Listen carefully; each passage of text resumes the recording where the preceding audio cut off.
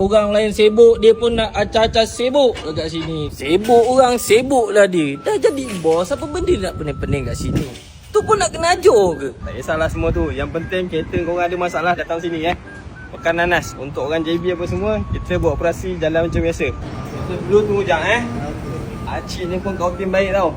Nak minyak Kimoli ke, minyak Primax ke, harga nak special macam mana ke, pandai-pandai lah korang bisik. Kau kan bos, apa benda kau buat kat sini? Kau nak sokong Dah. Ni aku bagi contoh macam mana nak jadi bos.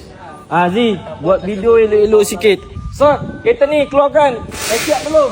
Wan, aku balik, aku tahu kereta ni dah siap Aku nak pergi main. Tu lagi seorang. Aku bayar gaji kau, bukan suruh kau termenung tau. Band ni kau pastikan hidup. Boleh terbang. Yang ni last sebelum gerak. Weh budak, sebelah sini 100. Nak keluar ni tak ada duit. 100. Nampak? Kan senang jadi bos. Kau tak payah nak jadi bos macam orang tua tu. Apa nak pening-pening?